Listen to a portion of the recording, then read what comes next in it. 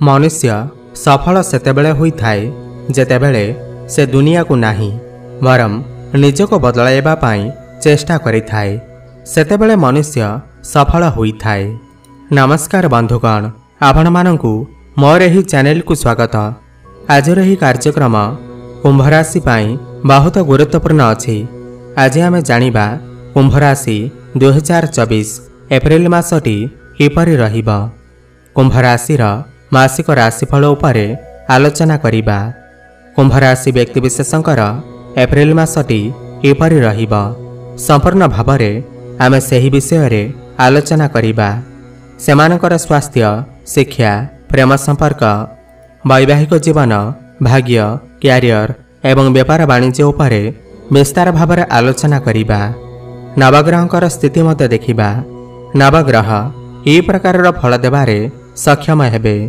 शेषरे अशुभत्व प्रदान करुथिबा ग्रहमानक पाई किछि विशेष प्रतिकार मते जानिबा। सेथिपाई भिडियोटी को शेष पर्यंत देखंतु। चलंतु आरंभ करिबा एही कार्यक्रम जाहाकि जन्म राशि उपर आधारित। एप्रिल मास आरंभरे कुंभ राशि रे नवग्रहंकर स्थिति विषय रे सर्वप्रथमे जानिबा। एहा पूर्वरु जदि आपणकर कुंभ राशि होइथाए एवं आपण भी ईश्वर को सच्चा हृदय भक्ति करती विश्वास करती तेबे एही भिडियोटी को लाइक करी कमेंट बॉक्स रे जय जगन्नाथ हर हर महादेव अवश्य लिखि दियंतु। सर्वप्रथमे जानिबा एही एप्रिल मासरे कुंभ राशि रे नवग्रहंकर स्थिति किपरि रहिबा। जेबे एप्रिल मास आरंभ हेबा तो कुंभ राशि रे नवग्रहंकर स्थिति किछि एही प्रकार रहिबा जेमिति आपण स्क्रीन ने देखुछंती। आपणकर प्रथम भावरे विराजमान अछंती शनि एवं मंगल। आपणकर द्वितीय भावरे विराजमान अछंती सूर्य, राहु एवं शुक्र एवं आपणकर तृतीय भावरे विराजमान अछंती बुध एवं देवगुरु बृहस्पति। आपणकर अष्टम भावरे विराजमान अछंती केतु ग्रह। ध्यान दे सुनंतु। सबुठ प्रथमे जानिबा आपणकर स्वास्थ्य किपरि रहिबा एही एप्रिल मास 2024 रे। बंधुगण, प्रथम भाव होइथाए आपणकर स्वास्थ्यर भाव, आपणकर इम्यूनिटी सिस्टम रा भाव एवं प्रथम भावर अधिपति हेउछंती आपणकर शनि ग्रह एवं शनि ग्रह आपणकर प्रथम भावरे निज घरे विराजमान अछंती मंगलक सहित अछंती। एठारे शनिकर स्थिति बहुत भल अछि काहेकिना शनिदेव निज घरे विराजमान अछंती एवं मजबूत अछंती। बंधुगण, कौनसी भी ग्रह निज घर को खराब करि न थाए किंतु शनिक सहित मंगल भी विराजमान अछंती। एही मासरे शुक्रंकर स्थिति बहुत भल अछि एवं बुधंकर स्थिति मध्य भल अछि।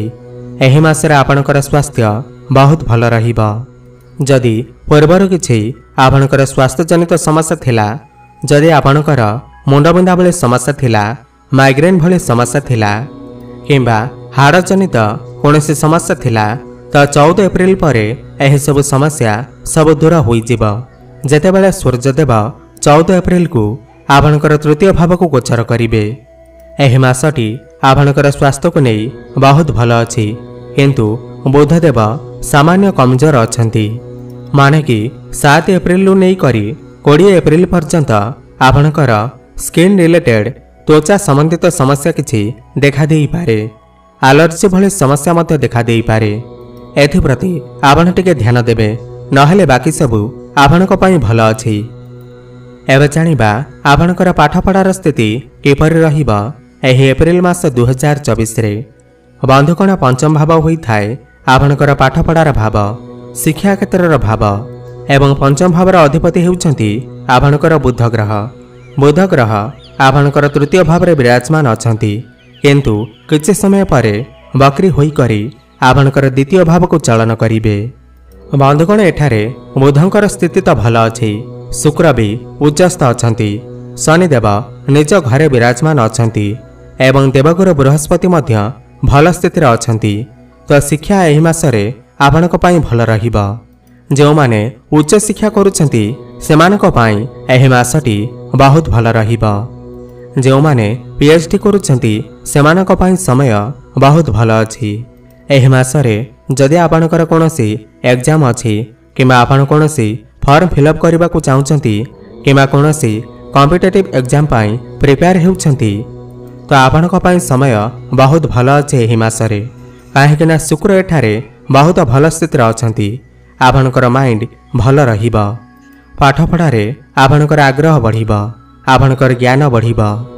तो मोटामोटी कहबाकू गले एही मासरे आपनकर पाठपढ़ार स्थिति बहुत भल अछि। एबे जानिबा आपनकर प्रेम जीवन किपरि रहिबा एही एप्रिल मास 2024 रे। बंधुगण पंचम भाव ही होई थाए आपनकर प्रेम जीवनर भाव, शिक्षार भाव एवं संतानर भाव।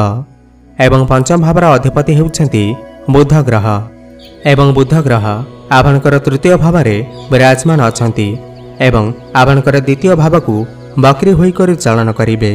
बुध, राहु, सूर्य एवं शुक्र चारोटी ग्रह एकत्र अछंती एवं शनि मंगलक सहित अछंती। तो सामना वालार कथबार्ता आपनक पसंद आसी न पारे। सामना वालार कथबार्ता सुनी आपण टिके चिड़चिड़ा होई पारंती। एही मासरे आपण आपनकर प्रेम जीवन को नहीं टिके अधिक भावी पारंती, अधिक भावुक स्वभावर होई पारंती। आपनकर मन टिके चंचल होई पारे। आपनकर पार्टनर कर मनरे टिके आग्रेसन देखा देई पारे, जिद्दीपण देखा देई पारे। एही मासरे आपण दुई जनक मध्यरे भल बुझामणा रहिबा, किंतु बेले बेले एमिति समय आसीबा आपण दुई जनक मध्यरे छोट छोट कथा को नहीं मन मनांतर मध्य होई पारे। एथिप्रति आपण टिके ध्यान देबे। तो मोटामोटी भावे कहबाकू गले एही मासरे 60% प्रेम जीवन रे आपनको सफलता मिलिबा। एबे जानिबा आपनकर वैवाहिक जीवन किपरि रहिबा एही एप्रिल मास 2024 रे। बंधुगण सप्तम भाव होई थाए आपनकर वैवाहिक जीवनर भाव, आपनकर जीवन साथींकर भाव एवं सप्तम भावर अधिपति हेउछंती सूर्यदेव एवं सूर्यदेव आपनकर द्वितीय भावरे राहुंक सहित अछंती 14 एप्रिल पर्यंत। सूर्य राहुंक सहित शुक्र मध्य अछंती।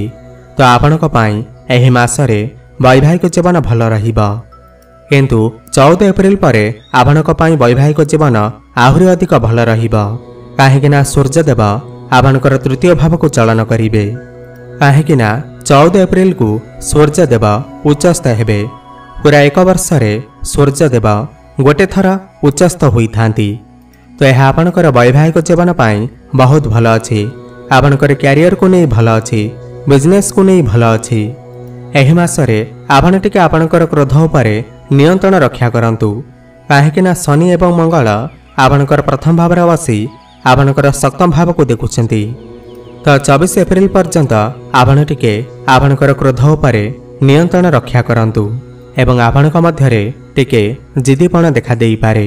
एथिप्रति आपण टिके ध्यान देबे। एबे जानिबा सबुठार महत्वपूर्ण विषय जहाँकि आपनकर भाग्य, कैरियर एवं व्यापार वाणिज्यर स्थिति किपरि रहिबा एही एप्रिल मास 2024 रे। बंधुगण नवम भाव होई थाए आपनकर भाग्यर भाव एवं दशम भाव होई थाए आपनकर कैरियर भाव। नवम भावर अधिपति हेउछंती शुक्र ग्रह एवं दशम भावर अधिपति हेउछंती मंगल ग्रह। भाग्यर मालिक शुक्रदेव उच्चस्थ अछंती। 24 एप्रिल पर्यंत शुक्र उच्चस्थ अछंती। तो एठारे आपनकर भाग्य बहुत भल अछि काहेकिना शुक्र उच्चस्थ अछंती, किंतु 24 एप्रिल परे शुक्रदेव आपनकर तृतीय भाव को शत्रु घरे चलन करिवे। तो 24 एप्रिल परे आपनकर भाग्य टिके कम रहिबा। एहार माने हेउछि आपण जदि कोनोसी बड़ काम आरंभ करबा को चाहउचंती ताहेले 24 एप्रिल पूर्वरु करि दियंतु। आपनक पई समय बहुत भल अछि। आपण जदि कोनोसी शुभ मांगलिक कार्य किमा कोनोसी बड़ इन्वेस्टमेंट करबा को चाहउचंती ताहेले 24 एप्रिल पूर्वरु करंतु। समय आपनक पई बहुत भल अछि। सफलता आपण निश्चय पाइबे। किंबा आपण जदि कोनोसी जिनिस किणाबिका करबा को चाहउचंती ताहेले 24 एप्रिल पूर्वरु करंतु। कैरियर रो कथा हेबा जदि कैरियर भावर अधिपति मंगल ग्रह आपनकर प्रथम भावरे विराजमान अछंती एवं आपनकर द्वितीय भाव को चलन करिवे 24 एप्रिल को। तो एठारे मंगलकर स्थिति बहुत भल अछि। एहार माने हेउछि आपण एही मासरे आपण जेमितिया काम चाहुचंती सेमितिया काम आपनक पाखकु आसीबा। काम कार्य रे जेते भी समस्या आसिले मध्य ତାହା ସବୁ ଚୁଟକିରେ ଦୂର ହୋଇଯିବ। ଆପଣ ସମସ୍ତ କାର୍ଯ୍ୟକୁ ସୁରୁଖୁରୁରେ କରିପାରିବେ। କାମ କାର୍ଯ୍ୟରେ ଏତେ ବି ପ୍ରେସର ଆସିବ ନାହିଁ। ଅଧିକ ପରିଶ୍ରମ କରିବାକୁ ପଡ଼ିବ ନାହିଁ ଏବଂ ଆପଣଙ୍କର କାର୍ଯ୍ୟକ୍ଷେତ୍ରରେ ଆପଣଙ୍କୁ ସମ୍ମାନିତ କରାଯାଇପାରେ। ମାନ ପ୍ରତିଷ୍ଠା ବଢ଼ିପାରେ। 14 ଏପ୍ରିଲ ପରେ ଯେତେବେଳେ ସୂର୍ଯ୍ୟଦେବ ଉଚ୍ଚସ୍ଥ ହେବେ ତ ଆପଣଙ୍କର କାର୍ଯ୍ୟକ୍ଷେତ୍ରରେ ଆପଣଙ୍କୁ ମାନ ସମ୍ମାନ ପ୍ରାପ୍ତି ହେବ। ଆପଣଙ୍କର ପ୍ରମୋସନ ମଧ୍ୟ ହୋଇପାରେ। ଯେଉଁମାନଙ୍କ ପାଖରେ କୌଣସି ଚାକିରି ନାହିଁ ସେମାନଙ୍କୁ ନୂତନ ଚାକିରି ମଧ୍ୟ ପ୍ରାପ୍ତି ହୋଇପାରେ। କେଉଁଠି ନା କେଉଁଠି କିଛି ବଡ଼ ପରିବର୍ତ୍ତନ ହୋଇପାରେ ଯାହାକି ଆପଣଙ୍କୁ ଶୁଭଫଳ ପ୍ରାପ୍ତି କରିବ। କିନ୍ତୁ ଆପଣ ଟିକେ ଆପଣଙ୍କର କ୍ରୋଧ ଉପରେ ନିୟନ୍ତ୍ରଣ ରକ୍ଷା କରନ୍ତୁ, ନହେଲେ ବାକି ସବୁ ଆପଣଙ୍କ ପାଇଁ ବହୁତ ଭଲ ଅଛି। ବ୍ୟାପାର ବାଣିଜ୍ୟର କଥା ହେବା ଯଦି ବନ୍ଧୁକୋଣ ସପ୍ତମ ଭାବ ହୋଇଥାଏ ଆପଣଙ୍କର ବ୍ୟାପାର ଭାବର ଭାବ ଏବଂ ସପ୍ତମ ଭାବ ଆପଣଙ୍କର ଡେଲି ଇନକମ୍ର ଭାବ ହୋଇଥାଏ ଏବଂ ସପ୍ତମ ଭାବର ଅଧିପତି ସୂର୍ଯ୍ୟଦେବ 14 ଏପ୍ରିଲକୁ ଉଚ୍ଚସ୍ଥ ହେବେ। 14 ଏପ୍ରିଲ ପରେ ଆପଣଙ୍କର ବ୍ୟାପାର ବାଣିଜ୍ୟ ବହୁତ ଭଲ ରହିବ। 14 ଏପ୍ରିଲ ପରେ ଆପଣଙ୍କର ଡେଲି ଇନକମ୍ରେ ବୃଦ୍ଧି ପାଇବ ଏବଂ ଆପଣଙ୍କୁ ଲାଭ ପ୍ରାପ୍ତି ହେବ। ବ୍ୟାପାର ବାଣିଜ୍ୟରେ ଆପଣଙ୍କର ଗ୍ରୋଥ ହେବ। 14 ଏପ୍ରିଲ ପୂର୍ବରୁ ଟିକେ ସମସ୍ୟା ଅଛି, କିନ୍ତୁ 14 ଏପ୍ରିଲ ପରେ ଆପଣଙ୍କ ପାଇଁ ସମୟ ବହୁତ ଭଲ ଅଛି। ଆପଣଙ୍କୁ ବ୍ୟାପାର ବାଣିଜ୍ୟରେ ଯଥେଷ୍ଟ ଲାଭ ପ୍ରାପ୍ତି ହେବ। ଏହି ମାସରେ ଆପଣଙ୍କର ବ୍ୟାପାର ବାଣିଜ୍ୟରେ କିଛି ବଡ଼ ପରିବର୍ତ୍ତନ ହୋଇପାରେ। ଏବେ ଜାଣିବା କିଛି ଉପାୟ ବିଷୟରେ ଯାହାକୁ କରିବା ଦ୍ୱାରା ଏହି ମାସରେ ଯାହା ବି କିଛି ସମସ୍ୟା ରହୁଅଛି ତାହା ଦୂର ହୋଇପାରିବ। ଆପଣ ପ୍ରତ୍ୟେକ ଦିନ ସୂର୍ଯ୍ୟଦେବଙ୍କୁ ଜଳାର୍ଘ୍ୟ ଅର୍ପଣ କରନ୍ତୁ। ଏହା ସହିତ ଆପଣ ପ୍ରତ୍ୟେକ ଦିନ ବୁଧଦେବଙ୍କର ବୀଜମନ୍ତ୍ରର ଜପ ଅବଶ୍ୟ କରନ୍ତୁ। ବୀଜମନ୍ତ୍ର ହେଉଛି ଓମ୍ ବ୍ରାଂ ବ୍ରିଂ ବ୍ରଂ ସହ ବୁଦ୍ଧାୟ ନମଃ। 108 ଥର ପ୍ରତ୍ୟେକ ଦିନ ଜପ କରନ୍ତୁ। ଆପଣଙ୍କ ପାଇଁ ବହୁତ ଭଲ ରହିବ। ଏବଂ ପ୍ରତ୍ୟେକ ଦିନ ହନୁମାନ ଚାଳିଶାର ପାଠ କରନ୍ତୁ ଏବଂ ପ୍ରତ୍ୟେକ ଦିନ ସକାଳୁ ଓମ୍ ନମଃ ଶିବାୟ ଏହି ମନ୍ତ୍ରର ଜପ 108 ଥର ଜପ କରନ୍ତୁ। ଆପଣଙ୍କ ପାଇଁ ବହୁତ ଭଲ ରହିବ। ଆପଣଙ୍କର ଜୀବନ ମଙ୍ଗଳମୟ ହେଉ, ଏହା ମୋର ପ୍ରଭୁ ଜଗନ୍ନାଥଙ୍କ ନିକଟରେ ଏତିକି ପ୍ରାର୍ଥନା। ଧନ୍ୟବାଦ।